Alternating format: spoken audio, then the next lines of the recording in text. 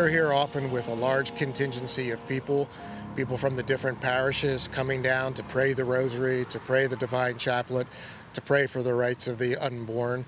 The pro-life movement in the Bible Belt. Our series continues in Tennessee, where a host of pro-life laws have been either introduced or passed by the state lawmakers. Welcome back to EWTN News In Depth. Our exclusive series, Life After Roe, Debate in the States, looks at what could happen in some key states after the High Court announces its ruling in the Dobbs case later this year.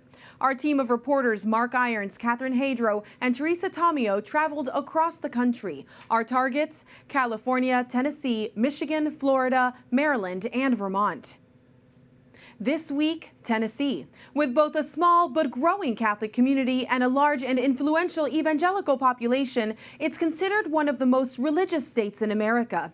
There are many pro-life legislative measures already in place, including a trigger law that will go into effect if Roe is overturned. Reporter Mark Irons explains in our special series, Life After Roe, Debate in the States. Married couple Corey and Mary Starr come here weekly to pray outside Planned Parenthood in Nashville, Tennessee. We're right now in the midst of a spiritual warfare, and protecting the rights of the unborn is needed. By the numbers, a web search shows 94 pro-life pregnancy resource centers in Tennessee compared to 6 abortion facilities. But Planned Parenthood is known for being the nation's #1 abortion provider. People that might be approaching the center and they see us out here praying, I hope and pray that they just continue driving by, and don't go in. The Starrs are Catholic in this predominantly Protestant state. Tennessee sits in a region of the country known as the Bible Belt. According to a Pew Research study looking at the most religious states, Tennessee ranked 3rd, with 73% of adults identifying as highly religious. Meanwhile, over the years, Tennessee has been passing some of the country's most pro-life laws. I absolutely would attribute it to the faith of the legislators, but the faith of the citizens of the state of Tennessee. State Senator Republican Mike Bell, a Baptist himself, says people of all faith backgrounds have come together to oppose abortion. I can't imagine a state being more pro-life than the state of Tennessee. There are a litany of legislative measures that may support Bell's view. This month, the Republican-controlled state advanced a bill similar to a law passed in Texas last year. If passed, it would ban abortion and allow private citizens the ability to sue those who aid someone in obtaining an abortion. Back in 2014, Tennessee passed an amendment to its state constitution. It reads, "Nothing in this constitution secures or protects a right to abortion or requires the funding of an abortion." In 2020, Tennessee's governor signed a heartbeat bill, banning abortion when a fetal heartbeat is detected as early as 6 weeks into pregnancy. The law is currently being challenged in court, but its legislative passage is significant. The state also has a number of restrictions in place, including a ban on abortion because of race, sex, or a diagnosis of Down syndrome, a written parental consent requirement, and an ultrasound requirement before an abortion can take place, giving a woman the opportunity to see and hear her baby. In addition, Tennessee has a pro-life trigger law, ready to take effect if the Supreme Court reverses its 1973 Roe v. Wade decision legalizing abortion. Bell explains what Tennessee's trigger law would do. If Roe v. Wade is overturned in whole or in part, then our law automatically reverts to pre-1973, pre-Roe v. Wade, which would mean all abortions in the state of Tennessee are banned, except for those that would have to be done for to save the life of the mother, period.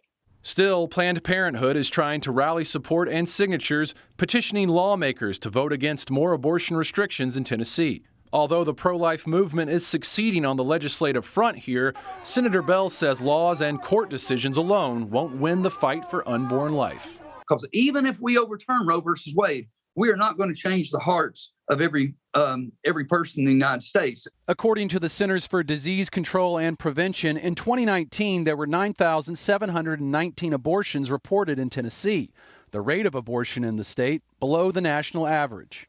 Tennessee House Minority Leader Democrat Karen Camper, though she has voted against pro-life laws, was quoted as saying, "We need to talk about why someone gets in a position where they need to have an abortion."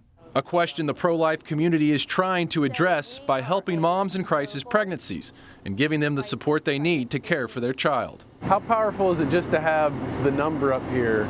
Do you get a lot of calls? We do.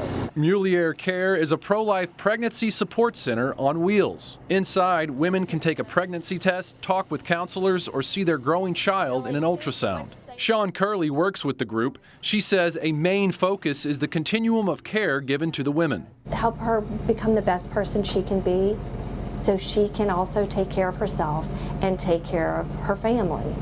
And it goes back to being able to assist her with housing, a job, schooling, whatever it is that her needs are. These services are very much needed. Catholic Billy Alexander got his start in the pro-life movement by praying outside Planned Parenthood. Now he also volunteers with Mulier Care. He's praying for that change of heart in women who are considering abortion and providing support to help them choose life. I just think this is really what the Catholic Church calls us to do with the pro-life movement. Mark Irons, EWTN News in Depth. We're joined now by a longtime pro-life voice in Tennessee. Angel Brewer has been active in this cause her entire life, 20 years in an official capacity. She's currently a board member of Tennessee Right to Life. Welcome to the show. Thank you for being with us.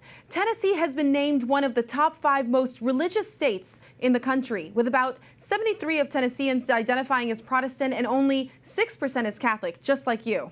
What's it like to work on this issue as a Catholic leader? It's actually very refreshing to work as a Catholic. Even though we are a small percentage of the population, we have a very loud voice. We have 3 dioceses in Tennessee, and all 3 have bishops that are actively pro-life. They convene a Catholic Public Policy Commission quarterly to meet and discuss not only the issue of life, but other issues that align with the teachings of the Church. We feel their support very much all the time. Our churches are engaged, our priests are engaged, our campuses are engaged with focused missionaries. So we are small, but we are loud. Small but mighty. And is protecting life something religious or political in Tennessee? Are the leaders political or religious in nature? You described the church very well. Yes, thank you. It's very hard to distinguish between the two because they go hand in hand. Here in the Bible Belt, your faith is part of who you are. And so even our political leaders are very much based in their faith, and they carry their faith with them. So yes, it is a lot of religious leadership, but our political leadership has religious leaders, has religious foundation in them.